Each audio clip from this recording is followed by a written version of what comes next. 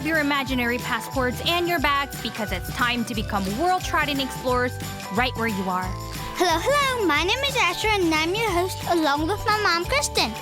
Due to popular requests, we're going to travel around the world to learn about citrus fruits, focusing on yuzu and calamansi. Get ready to have your taste buds explode with zesty wonders as we savor the flory, tangy magic of yuzu and the punchy tropical zing of calamansi. But before we get started on our episode, we want to say thank you to Frankie and his whole family for their 5-star review. We have 2 boys, 4 and 6, and mostly listen in the car on the way to school drop-off. Our oldest loves to share the fun facts he learns with his class. We would love an episode about submarines. Wow, that would be cool. Submarines are so mysterious. Yes, that is a wonderful idea. And we want to wish a big happy birthday to Luna, who is turning 7 on August 26th. Luna is from Sacramento, California. Thank you so much, Luna, and your family for being a part of our Culture Kids community. Happy birthday, Luna! And grown-ups, if you have ideas for our next Culture Kids adventures, please leave your suggestion with the 5-star review on Apple Podcasts. Almost every episode we craft comes at the request of our listeners like you. And this episode is dedicated to Chester and Augie, who left us a 5-star rating with the request to learn more about citrus fruits around the world. We hope you enjoy this one. Okay, Culture Kids, our magical train is headed around the corner, but before we hop around the world, let's learn about what makes a fruit a citrus fruit. First fun fact. Citrus fruits grow on trees or bushes. Yep, and when you look at them, they usually have a thick, bumpy skin on the outside. That skin is called a rind, and it protects all the juicy goodness inside. Some citrus fruits are bumpier than others, like the peels on an orange or lemon. Exactly. When you open them up, citrus fruits are split into sections. Yeah, so think of orange slices. They're so fun to peel. They sure are. Inside each slice are tiny, watery juice sacs, little bubbles that burst with flavors when you bite into them. That's why they're so juicy. Yep, and here's something cool. Citrus fruits usually taste tangy, sour, or sweet and sour. That zingy flavor comes from the natural acids in the fruit. Zing! That explains why my mouth gets watery just thinking about lemons. My brain is already telling my mouth to get ready. Exactly. And one last fun fact. If you rub or peel a citrus fruit, the rind releases oils that smell super fresh. So next time you're eating one, and if you're feeling tired, give the rind a little extra scratch and see how it releases that brightening smell. So citrus fruits are juicy, tangy, grow on trees, and have a thick rind, have slices inside, and smell awesome. Got it. Perfect summary, Asher. Now that we've learned our citrus facts, it's time to hop on our culture train to discover 2 very special citrus fruits, yuzu and calamansi, both famous for their tart aroma, bright bursts of flavor, and zesty personalities that make taste buds dance. All aboard, Culture Kids. Our train is headed straight to a bustling supermarket stall in Japan. All aboard!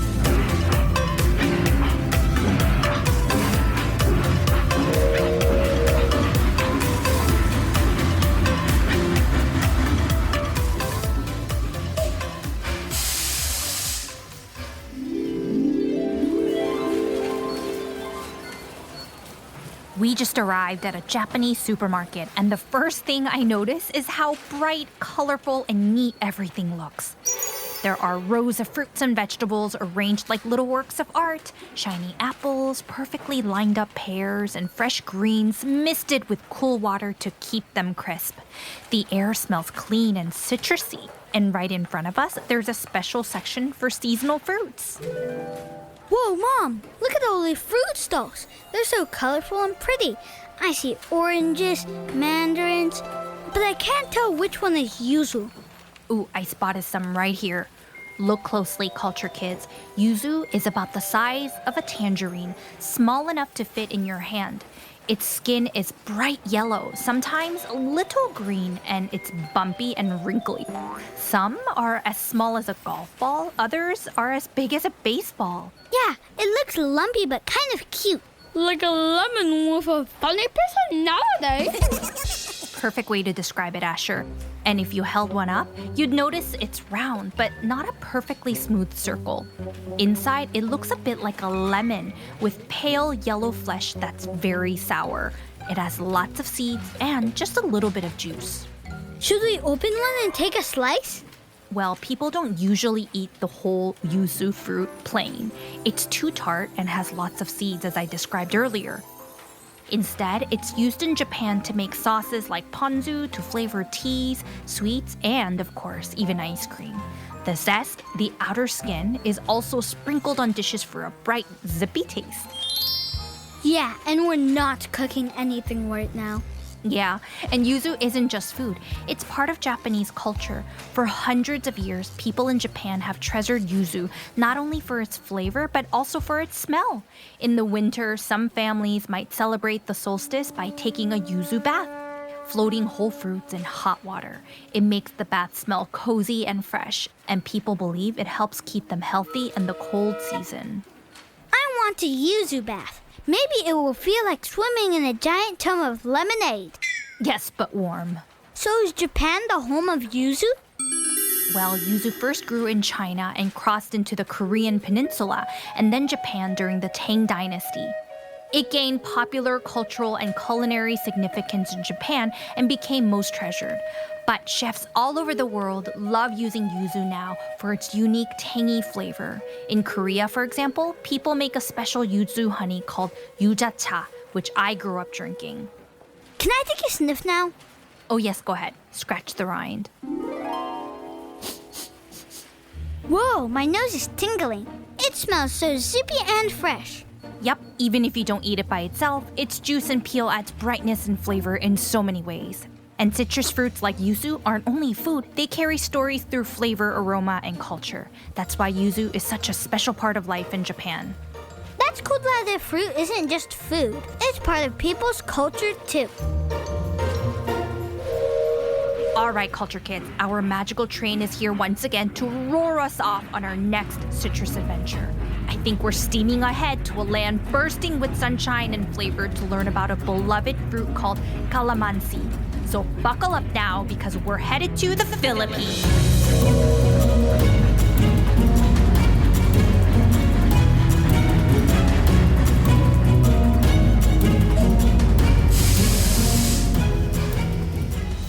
Welcome to the Philippines, culture kids. We've just stepped off the culture train and into a sunny calamansi farm. Whoa, Mom, look at all these trees. They look tall to me, like double my height.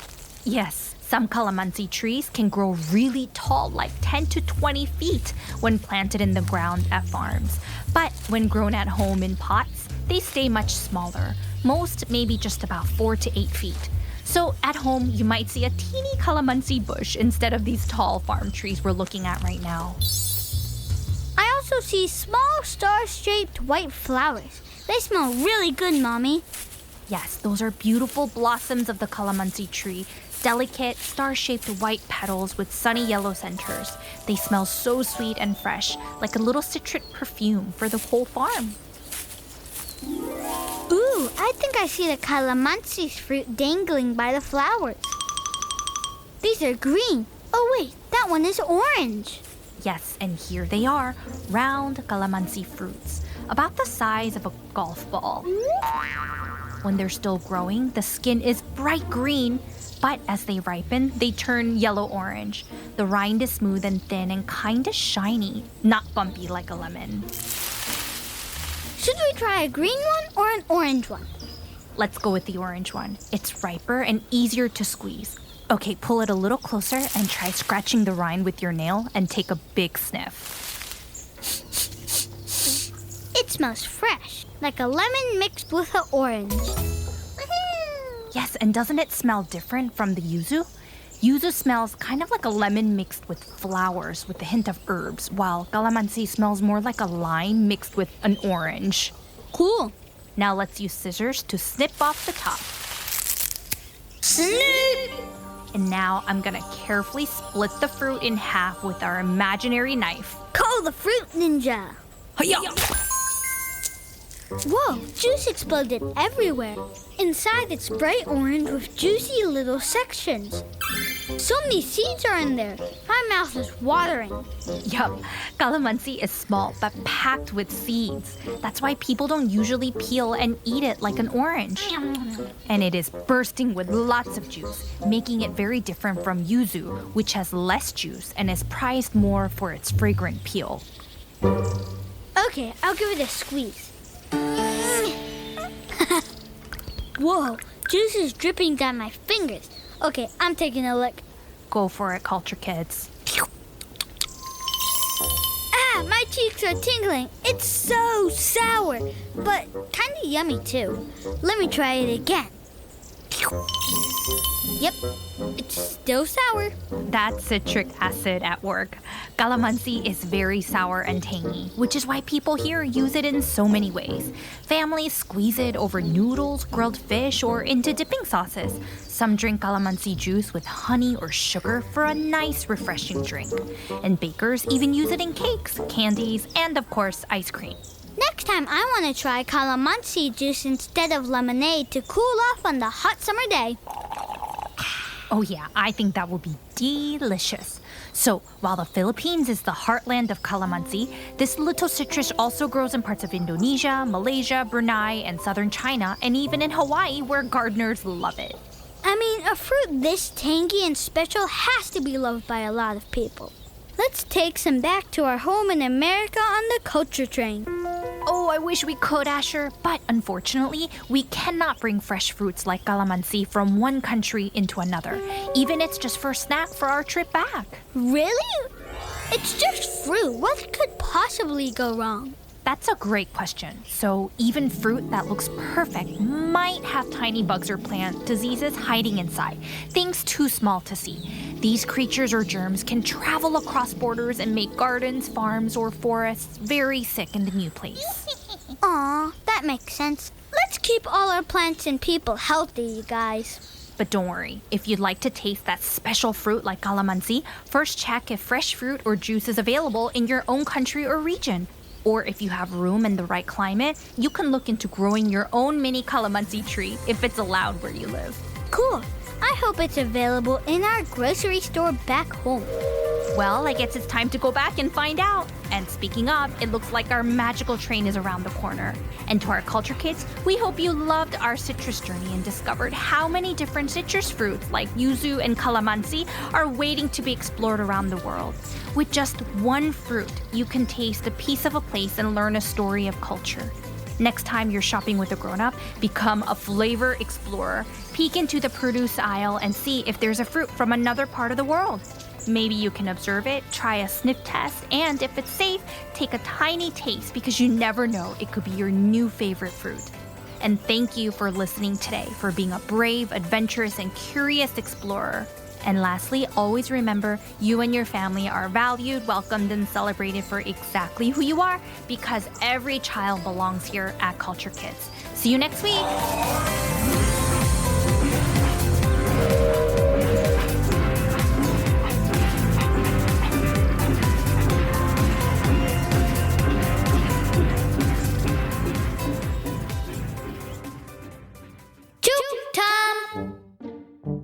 We have another special treat today during joke time because we have Asher's friend, Joshua, who's gonna also tell us a joke. Go for it, Joshua. Hi, my name is Joshua, and I'm here to tell you a joke. What tree grows in your palm? I don't know, what kind of a tree? A palm tree. Oh, yes. Like palm trees, the actual tree, but your hand, palm. Excellent and very appropriate for this episode. Okay, Asher, your turn. Why did the orange cry? Aw, why? Someone hurt its peelings. Get it? Oh, like feelings, but peelings, because oranges have peels. Okay, Mommy's got one.